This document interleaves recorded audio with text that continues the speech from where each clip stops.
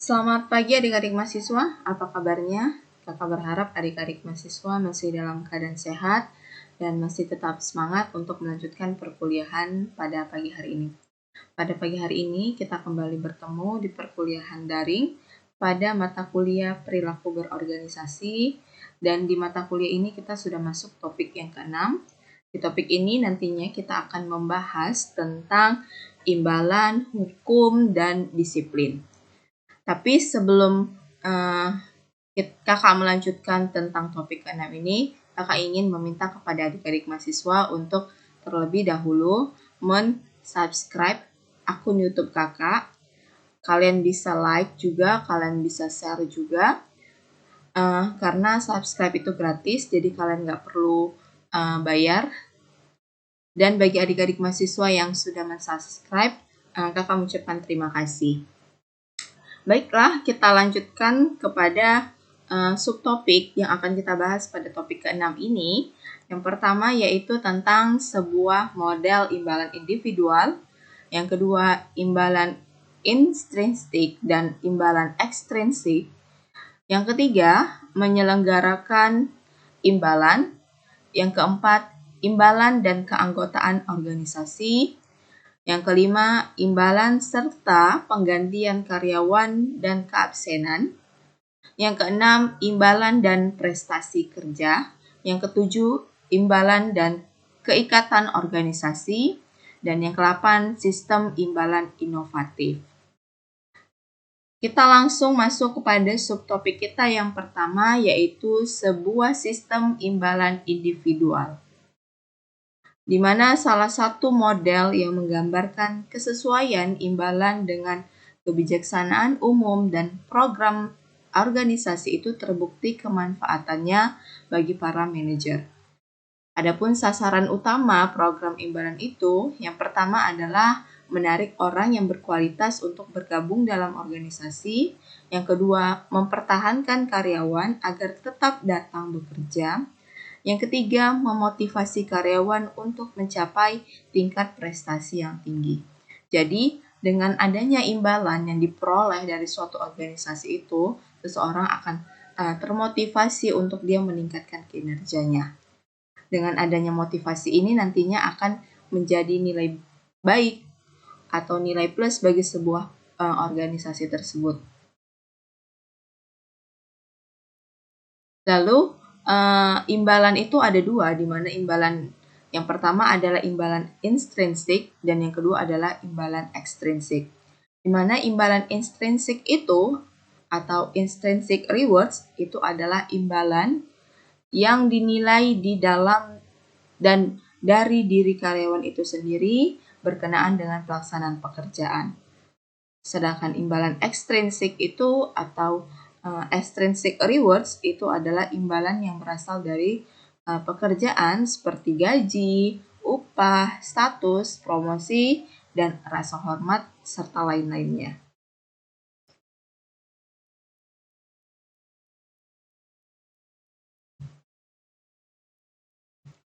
Contoh dari imbalan intrinsik ini adalah dia merasa bahwa apa yang dikerjakan, seorang karyawan itu merasa bahwa apa yang dikerjakannya itu dia puas. Jadi dia merasa bangga terhadap dirinya akan apa yang didapatkannya atas kinerja yang telah dilaksanakannya atau dilakukannya.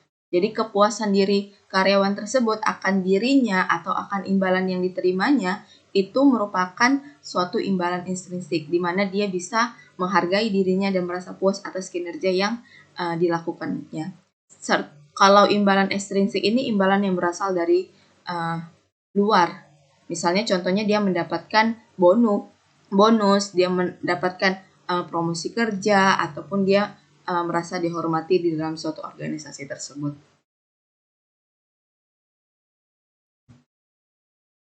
Lalu yang ketiga, subtopik kita yang ketiga yaitu menyelenggarakan imbalan, di mana ada 3 pendekatan teoritis untuk menyelenggarakan imbalan. Yang pertama adalah penguatan positif, di mana dasar utama penyelenggaraan imbalan melalui penguatan positif adalah hubungan antara perilaku dengan lingkungan karyawan yang berkaitan dengan peragaan perilaku tersebut. Yang kedua adalah permodelan dan penilaian sosial, di mana jika seseorang akan dimotivasi, ia harus mengamati model untuk menerima penguatan yang bernilai. Yang ketiga, teori harapan, di mana teori ini akan menyatakan bahwa upaya yang dicurahkan seorang karyawan untuk melaksanakan tugas adalah fungsi gabungan dari kedua nilai yang diberikan karyawan tersebut untuk memperoleh imbalan, baik itu imbalan ekstrinsik maupun imbalan intrinsik. Dan harapan atau perubahan yang dirasakan itu adalah kadar upaya tertentu akan cukup untuk menerima imbalan tersebut. Jadi, dalam menyelenggarakan atau memberikan imbalan kepada seorang karyawan ada 3 pendekatan. Imbalan itu tidak selamanya berupa bonus atau tidak selamanya berupa uang.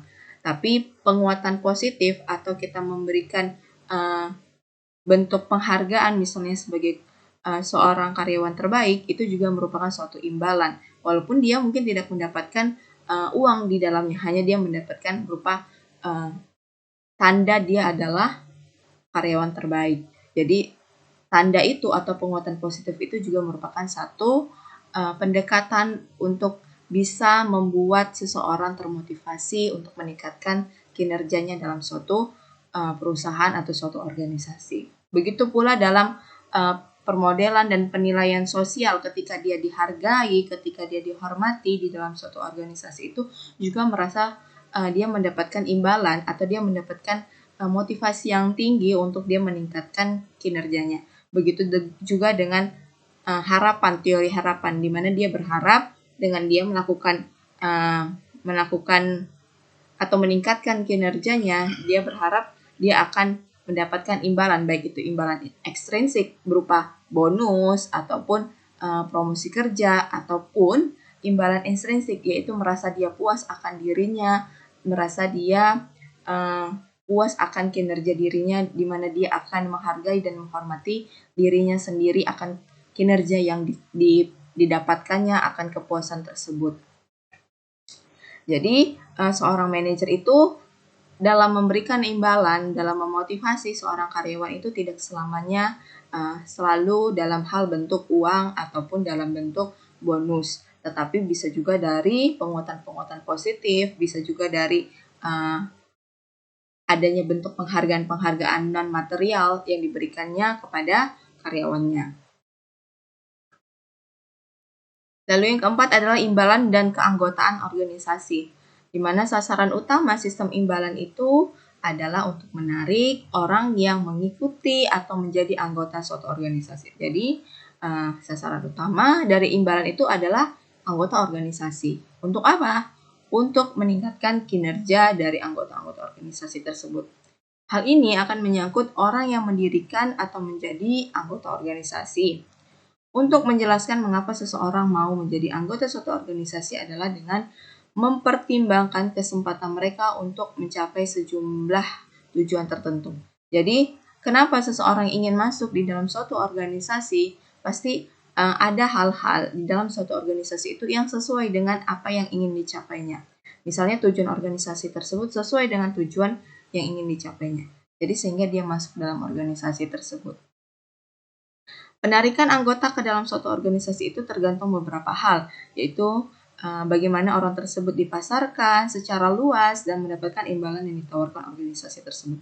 Jadi, orang-orang ingin masuk dalam suatu organisasi itu karena dia melihat apa sih yang bisa diberikan oleh organisasi tersebut untuk dirinya, dan apa yang bisa diberikan dirinya untuk organisasi tersebut. Apakah hal itu seimbang atau apa yang diberikan dengan apa yang diterima itu adalah seimbang, maka dia akan tertarik untuk masuk dalam suatu organisasi tersebut. Tetapi jika yang diberikan oleh organisasi tersebut adalah jauh lebih rendah dari apa yang diberikannya oleh organisasi tersebut, dan dia tidak mendapatkan harapan-harapan untuk lebih maju apabila dia bergabung dalam organisasi tersebut, maka orang tersebut bisa keluar dari organisasi tersebut. Maka ketika seseorang itu tertarik dalam suatu organisasi tersebut, ketika apa yang diterima dan apa yang diberikannya itu sama atau seimbang, maka dia akan menjadi mau masuk untuk menjadi anggota organisasi tersebut. Selanjutnya adalah imbalan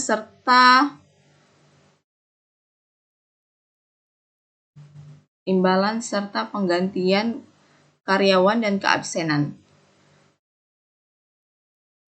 di mana beberapa manajer berasumsi bahwa rendahnya tingkat pergantian karyawan itu merupakan salah satu tanda efektifnya organisasi. Jadi, kalau sebuah perusahaan itu sering melakukan pertukaran karyawan secara cepat, berarti organisasi tersebut tidak efektif. Ada sistem-sistem dalam organisasi tersebut yang harus diperbaharui. Tapi kalau pergantian karyawan itu cukup lama dan mereka berganti karena bukan ada alasan yang begitu serius, maka keefektifan dari suatu organisasi itu adalah sangat efektif. Dan pandangan ini agak beralasan karena pengunduran diri yang tinggi berarti lebih banyak pengeluaran biaya bagi suatu organisasi. Ternyata banyaknya karyawan-karyawan yang mengundurkan diri dari suatu organisasi ataupun dari suatu perusahaan itu juga akan berdampak kepada besarnya biaya yang harus ditanggung oleh sebuah perusahaan tersebut. Kenapa? Karena akan adanya biaya perekrutan.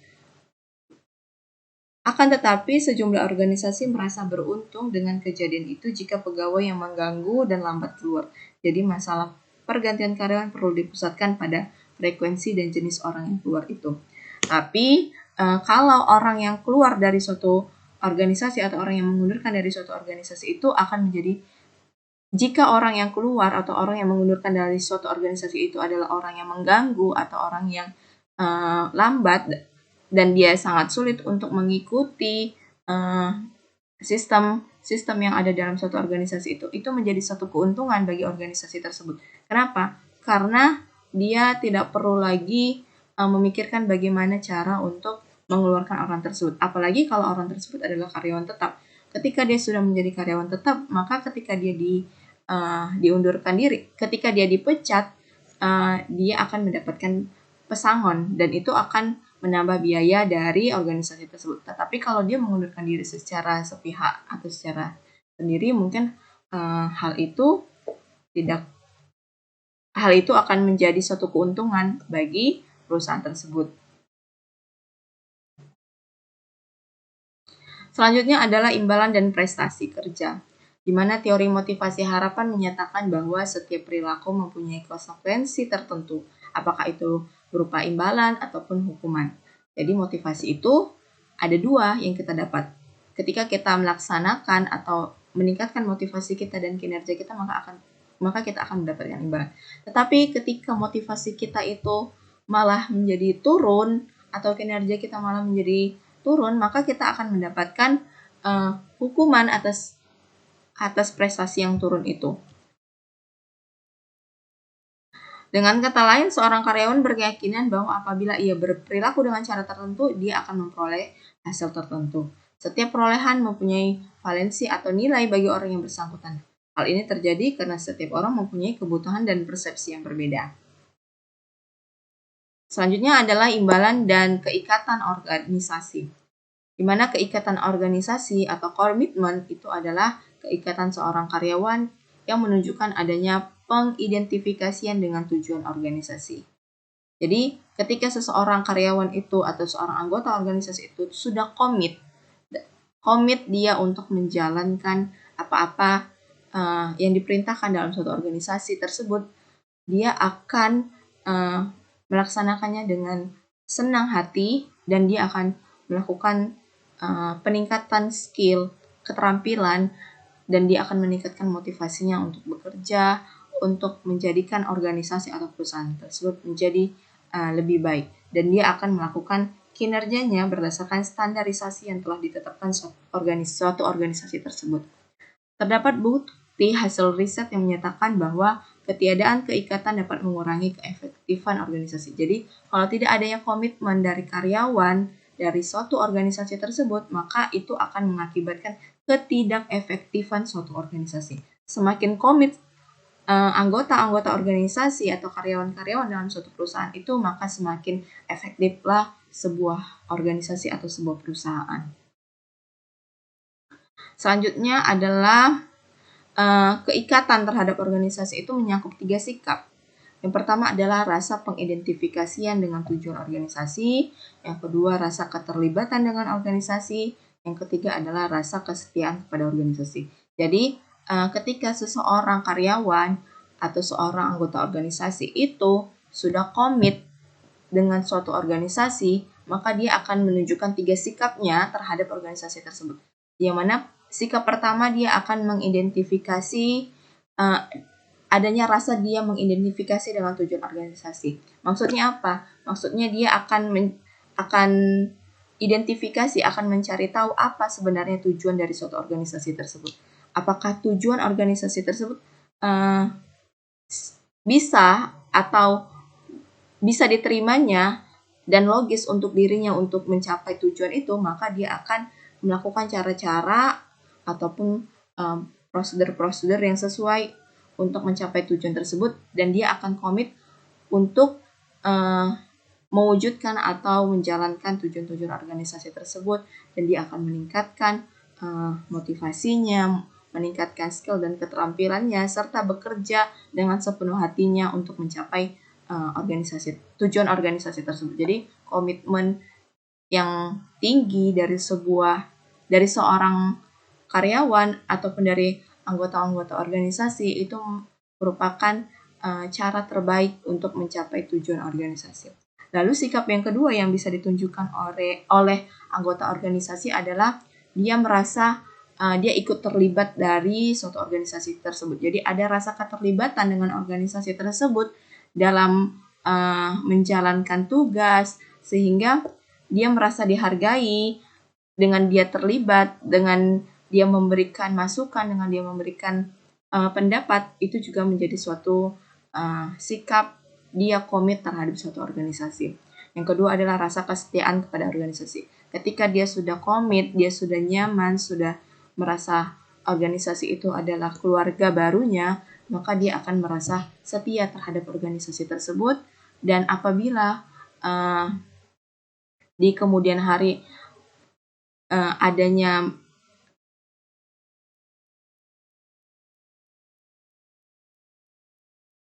masalah yang mungkin dihadapi organisasi tersebut, maka dia akan setia untuk tetap membangun organisasi tersebut agar organisasi tersebut tetap ada dan tetap berjalan sebagaimana mestinya. Dan rasa kesetiaan itu adalah bentuk dari rasa atau sikap komit seorang karyawan atau anggota organisasi terhadap organisasi atau perusahaannya.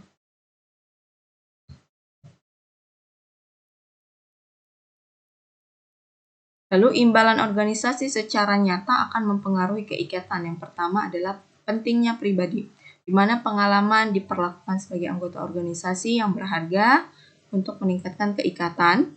Yang kedua, perwujudan harapan atau realization of expectation, di mana para manajer yang mampu memenuhi harapan karena organisasi memenuhi janjinya dilaporkan lebih berkeikatan.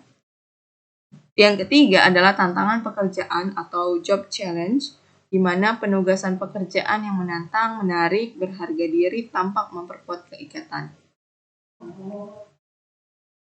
Selanjutnya adalah sistem imbalan inovatif, di mana upah, gaji, tunjangan, dan kesempatan untuk mencapai tujuan yang menantang dipandang sebagai imbalan oleh kebanyakan orang. Jadi, imbalan yang dilihat seseorang untuk meningkatkan kinerjanya itu bisa berupa upah, gaji, tunjangan, atau promosi, dan bahkan kayak tujuan-tujuan organisasi yang membuat dirinya tertantang untuk memenuhi, itu juga menjadi suatu imbalan bagi dia untuk meningkatkan inovasinya dari suatu perusahaan kepada suatu perusahaan tersebut. Secara umum, imbalan juga dikelola oleh manajer melalui proses tertentu seperti penguatan, permodelan, dan harapan. Di mana program imbalan baru dan inovatif yang diterapkan sebagian manajer, yang pertama adalah penyediaan tunjangan kafetarian, yang kedua adalah kredit hiburan, yang ketiga adalah membayar atas dasar gaji, yang keempat adalah, jadi ketiga hal ini adalah imbalan yang baru dan inovatif yang bisa dilakukan atau diterapkan seorang manajer untuk meningkatkan inovasi bagi karyawan-karyawannya atau meningkatkan motivasi karyawan-karyawannya. Seperti misalnya penyediaan tunjangan kafetarian. Misalnya dia memberikan berupa bonus terhadap karyawan tersebut dalam hal peningkatan kebutuhan karyawan tersebut, misalnya dengan memberi voucher-voucher gratis, misalnya liburan keluarga, ataupun dengan memberikan voucher gratis untuk makan di suatu tempat bagi dirinya dan keluarganya, ataupun misalnya dengan memberikan tiket liburan gratis kepada karyawan-karyawan yang berprestasi, atau membayar bonus berupa 1 kali gaji, misalnya seperti itu. Demikian paparan saya untuk topik ke-6 ini. Untuk melengkapi pertemuan kita pada pagi hari ini, ada beberapa tugas-tugas yang harus adik-adik mahasiswa kerjakan. Yang pertama, apakah yang dimaksud dengan imbalan intrinsik dan imbalan ekstrinsik? Yang kedua, jelaskan 3 pendekatan teoritis utama untuk menyelenggarakan imbalan. Yang ketiga, jelaskan imbalan nyata yang mempengaruhi keikatan seseorang di dalam suatu organisasi. Seperti biasa, ketiga tugas ini adik-adik mahasiswa kerjakan di buku tugas kalian. Lalu, sebelum kalian mengirimkan ke GC, terlebih dahulu kalian scan dulu tugas kalian tersebut, dan kalian scan tugas itu melalui aplikasi Android aja yang ada di handphone kalian, bisa itu tab scanner ataupun scam scanner. Lalu kalian ubahlah hasil scan itu dalam satu format, yaitu format PDF, dan format PDF itulah nantinya yang akan kalian kirimkan ke GC kalian masing-masing. Nah, sebelum kakak mengakhiri pertemuan kita pada pagi hari ini, kakak juga ingin mengingatkan kepada adik-adik mahasiswa untuk terlebih dahulu mensubscribe akun YouTube kakak, karena subscribe itu gratis, tidak bayar. Dan bagi adik-adik mahasiswa yang sudah subscribe, kakak ucapkan terima kasih. Demikian pertemuan kita pada pagi hari ini. Kakak ucapkan selamat pagi dan selamat beraktivitas untuk kita semua. Dan sampai bertemu minggu depan.